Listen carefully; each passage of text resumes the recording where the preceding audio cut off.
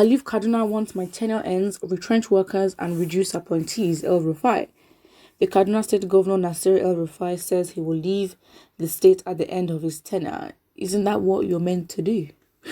El-Rufai, who is 2 years into his second tenure, said this in a media chat on radio stations on Friday. He said he owns only one house at Unguwar Saki area of Kaduna City because at the end of his tenure, he will leave. The governor said his administration will soon retrench workers on the state payroll. He also added that apart from the civil servants, he will also reduce his political appointees. El-Rufai said, I do not steal from public funds. We are not stealing public funds to build houses. I have only a house at Unguwar Saki, and to date, it's the only house I own in Kaduna because after my tenure, I will not stay in Kaduna. So then where will you stay if you only have one house in Kaduna? Where are the other houses? Okay. So I'm not going to add another house in the state, but outside the state you would. That's what you're saying. The state government will not pay a salary of people that are not working who are redundant. Therefore, workers without proper qualification and those above 50 years, including those who are not even going to work regularly and are yet being paid salaries, will be affected.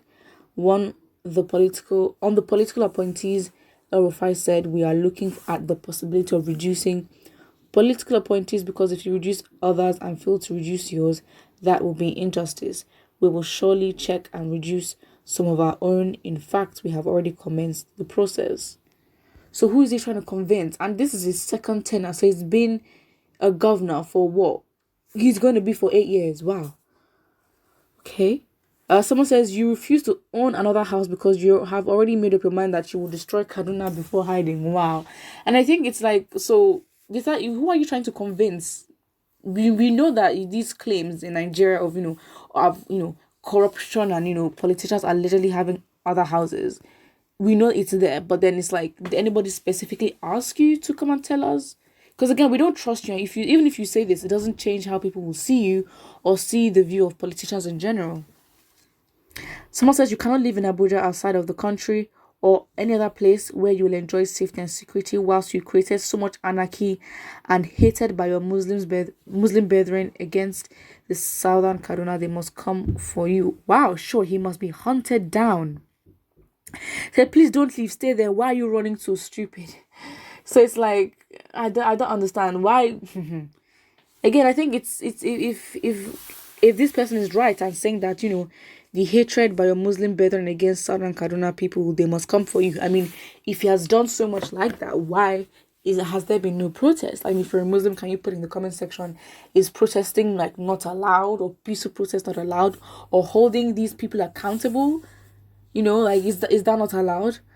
Someone says, no, you must remain in Kaduna, your home state, which you've governed for 8 good years, an opportunity to perhaps, at the choosing of your people, to give account of those killed and why, wicked man. Someone says he doesn't steal public funds, he only pays bandits with it because they do their job well. A sly media to the end, one day he will get what is owed fully. I think all this this vim and all this passion should be used physically to go to the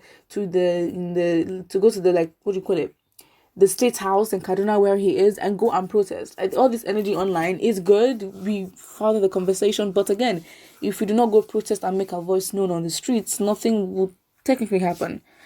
Someone says, surely God will judge accordingly. I think we can do that first. I think that, again, not everyone might believe in God or anything. So do you expect those people to wait?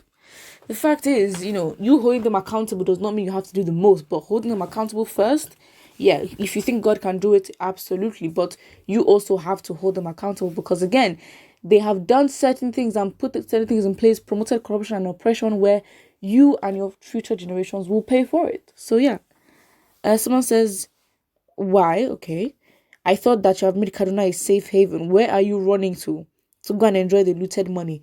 And again, just because you have one house in Kaduna, we should now believe that you only have one house and please. Because if you're trying to prove to us that you don't steal public funds and then use the fact that you have one house as sort of like a backing to justify your claim, again, you don't just gain the trust of people by just saying whatever you want. And then it's not like as if they're working to gain our trust anyway. They don't even care. So again, yeah, we have to care.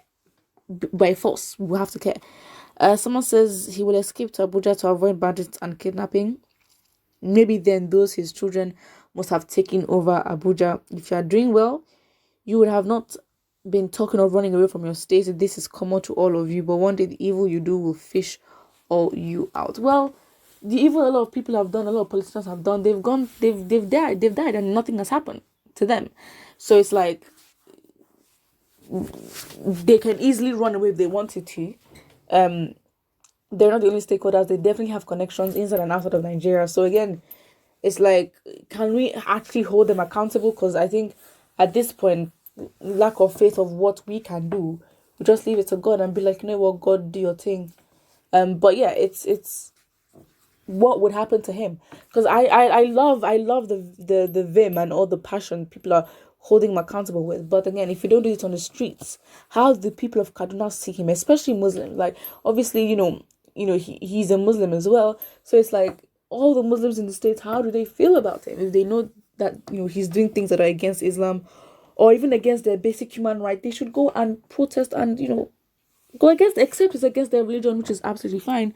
But again, it's like the opportunity is there to hold them accountable, and we're not doing such. Someone says he's the architect of problems Kaduna is facing today. Look back at years tenure where there was peace, but the evil El-Rufai has caused a lot of trouble for Muslims and Christians in Kaduna.